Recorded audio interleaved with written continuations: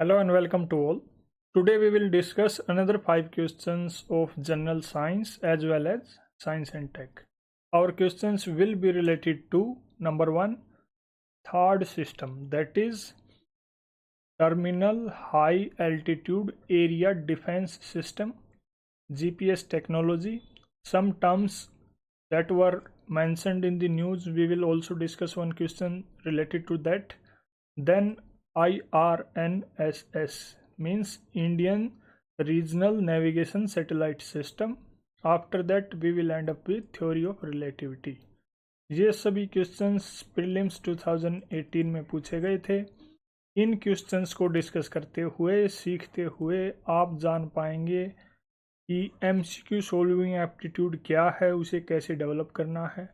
Art of reverse engineering आपकी मदद करेगी किसी भी क्वेश्चन की ओरिजिन को ट्रेस करने में कि भाई ये क्वेश्चन कहाँ से पूछा गया है।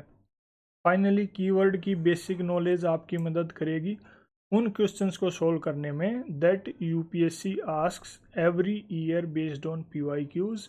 एंड फाइनली आप अपने कंसेप्ट्स को क्लियर कर पाएंगे and if your concepts are already cleared then you will be able to revise them. Let's start with questions. Number 1, what is terminal high altitude area defense sometimes seen in the news? यानी कई बार जो news में ये term दिखती है terminal high altitude area defence, ये किस चीज़ से रिलेटेड है? It is an Israeli radar system, India's indigenous anti missile programme, an American anti missile system, a defense collaboration between Japan and South Korea. Correct answer in this case is C. ये एक American anti ballistic missile system है। क्या है ये, इसके बारे में बात करते हैं। एंटी बैलिस्टिक मिसाइल सिस्टम है। बैलिस्टिक मिसाइल वो मिसाइल होती हैं जो, ये एक टाइप ऑफ मिसाइल है, राइट, जो क्या करती हैं, प्रोजेक्टाइल मोशन का यूज करती हैं।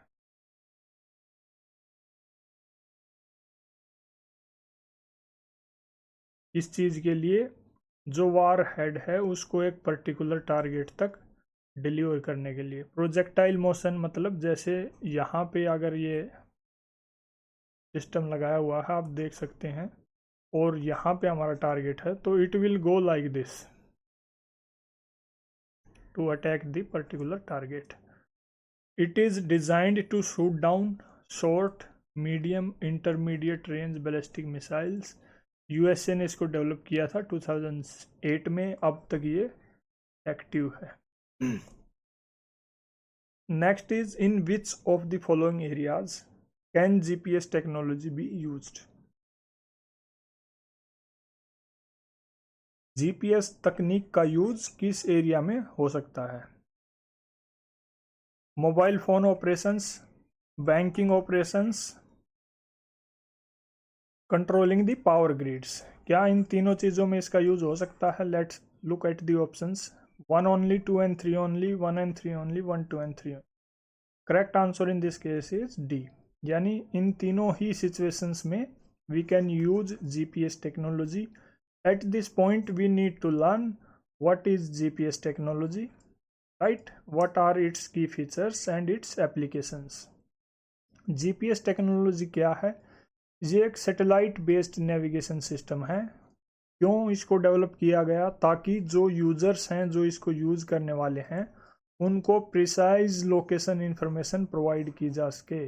लोकेशन इन्फॉर्मेशन से मतलब क्या है कि भाई कोई भी पर्टिकुलर इंसान या ऑब्जेक्ट किस लैटिट्यूड पे है,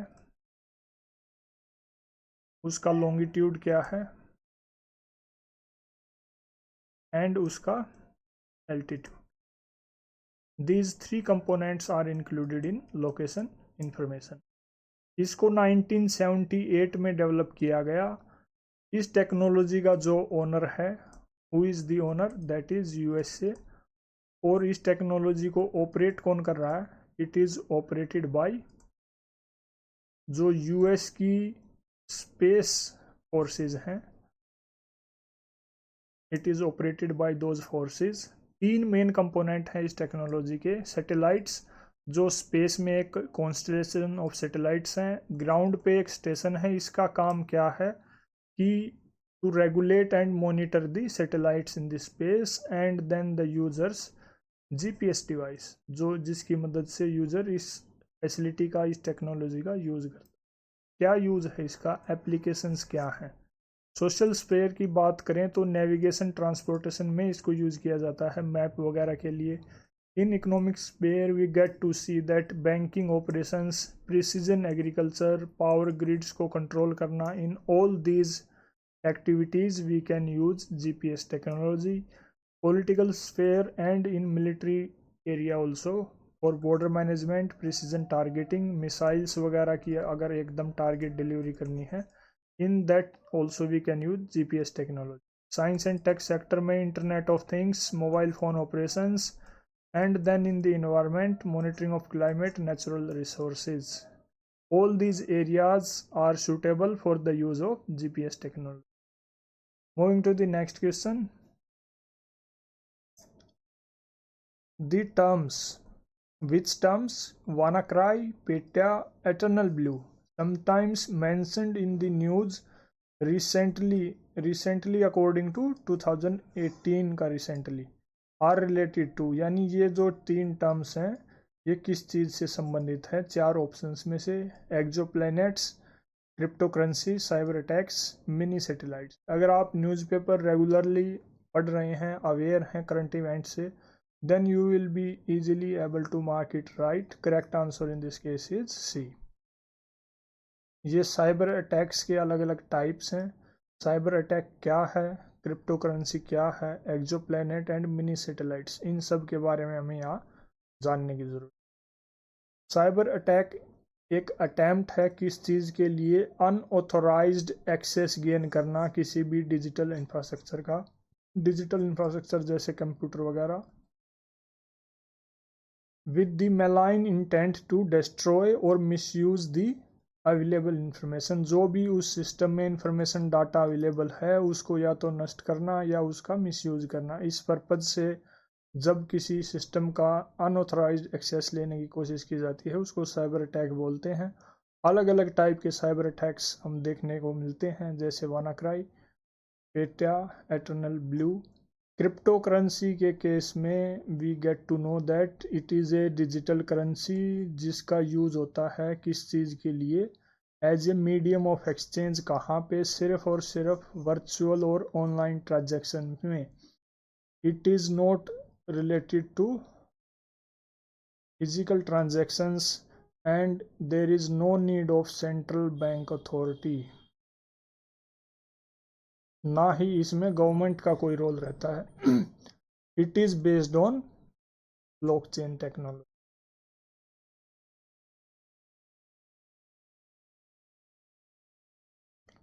एक्सोप्लैनेट्स क्या हैं, वो सभी प्लैनेट्स जो हमारे सोलर सिस्टम से बाहर हैं, यानी जो सोलर सिस्टम का पार्ट नहीं है उनको एक्सोप्लैनेट्स बोलते हैं। जो सोलर सिस्टम का पार्ट है उनको सिर्फ प्लैनेट बोलते हैं। कौन से वो प्लैनेट है, जैसे प्रोक्सीमा, कैपलर, ये सभी एक्सोप्लैनेट की कैटेगरी में आते हैं। Mini satellites are small light weight satellites जिनका यूज क्या है, अलग अलग स्पेस मिशंस के लिए। विच स्पेस मिशंस, जैसे भाई रिसर्च के पर्पज से, अर्थ की ऑब्जर्वेशन के लिए,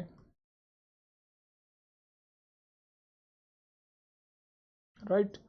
for all these activities there are various space missions. उसमें मिनी सैटेलाइट्स का भी यूज किया जाता है, जैसे मार्को लाइट सेल।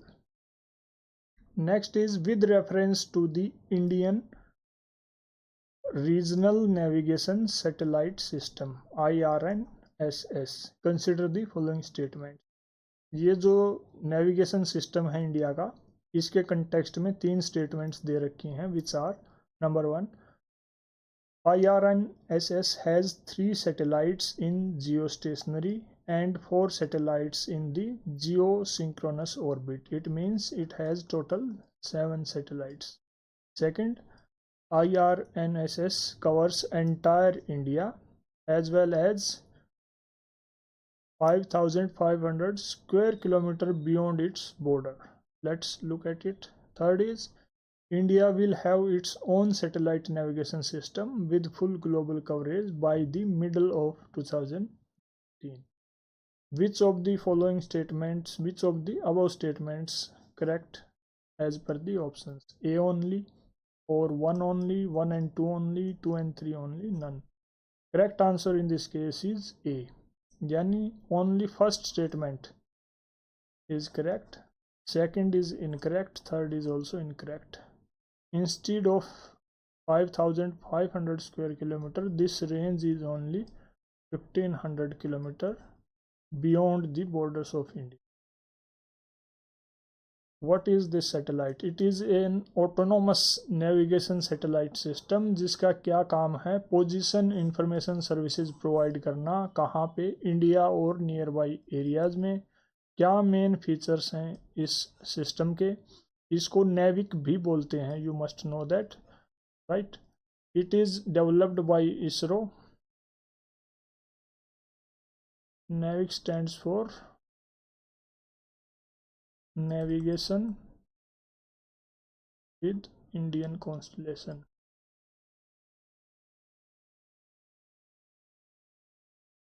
ये इसरो ने इसको डेवलप किया है. 7 सैटेलाइट्स का ये ग्रुप है जिनमें 3 जियो स्टेशनरी और 4 जियो सिंक्रोनस ऑर्बिट में एग्जिस्ट करती हैं. Coverage area as we have already discussed, India plus 1500 kilometre nearby area.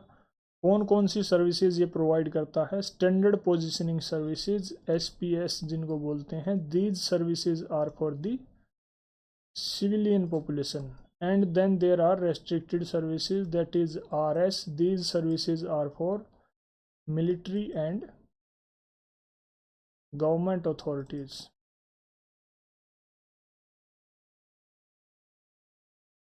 In addition to this, there are various applications of this system, that is navigation, vehicle tracking, disaster management, and precise timing, or you can say time synchronization. Finally, we get to see question number 5. Consider the following phenomena. Number 1, light is affected by gravity. All right. The universe is constantly expanding. Okay. Matter warps its surrounding space-time. Which of the above is or are the predictions or prediction of the Albert Einstein's general theory of relativity? The question has been framed on Einstein's theory of relativity. It is also called theory of gravity. It was propounded by Einstein in 1915. According to this theory, there are 3 options. Let's look at them first. 1 and 2 only, 3 only, 1 and 3 only, 1, 2 and 3. Right answer in this case is D. All the 3 statements are correct. Means जो ये theory है इसकी assumption कि भाई light जो है gravity से affected है वो करेक्ट है. Universe is ever expanding, that is also true. And then matter warps its surrounding space and time. It is a theory of gravity given by Albert Einstein. क्या ये theory है? उसको समझने के बाद we will be able to understand these statements better. It is a theory of gravity. क्यों ये theory दी Einstein ने? इसका मेन पर्पज़ ये था कि ये चीज़ एक्सप्लेन करना. क्या एक्सप्लेन करना? कि जो मैसिव ऑब्जेक्ट्स हैं स्पेस में, how they are interacting with space time fabric. Massive objects कौन कौन से हैं स्पेस में? जैसे प्लैनेट्स में एक अर्थ है, कंसिडर कर सकते हैं. Light is also considered as massive object. मतलब लाइट, प्लैनेट, अर्थ वगैरह कैसे स्पेस टाइम का जो कॉन्टिनम है उसके साथ इंटरेक्ट करते हैं. ये थ्योरी ग्रेविटी के जो कंसेप्ट है उसको रिडिफाइन करती है. कैसे रिडिफाइन करती है? इसके अकॉर्डिंग ग्रेविटी जो है वो बेंडिंग और warping of space time fabric due to massive objects. You can see in the image, this is space time fabric and earth is a massive object and there is a bending of this space-time fabric due to the presence of Earth. So the surrounding area gets wrapped or bent, and that bending, or you can say that bending, leads to orbiting of other planets or other objects around the Earth or Sun. Suppose Sun is an massive object, and due to the presence of Sun, there is warping of space and time around it, and due to that warping, the planets are orbiting around it. It is not because gravity is a force, because जो Newton थे, Newton ने क्या बोला था, gravity is a force, it pools things towards itself. But जो Einstein है, उन्होंने redefine किया इस कंसेप्ट को. उन्होंने ये बोला कि ग्रेविटी कोई फोर्स नहीं है, gravity is just a bending of space time fabric, और उस बेंडिंग की वजह से जो हैवी ऑब्जेक्ट है उसके अराउंड का जो स्पेस टाइम है वो बेंड हो जाता है, और उस बेंडिंग की वजह से जो कर्व्स डेवलप होते हैं, उन कर्व्स में जो ऑब्जेक्ट मौजूद रहते हैं, अवेलेबल रहते हैं, they start orbiting. That is the main essence. So Newton ने जो बोला था ये फोर्स है, और आइंस्टीन ने बोला कि ग्रेविटी एक बेंडिंग है स्पेस टाइम का. So based on that some assumption were made कि यूनिवर्स जो है it is continuously expanding. Matter जो है उससे वार्पिंग होती है स्पेस टाइम की. Light is affected by gravity because light is a massive object according to this theory. That is all about these questions and today's discussion. If you found it useful and relevant, let us know in the comment box. Thank you.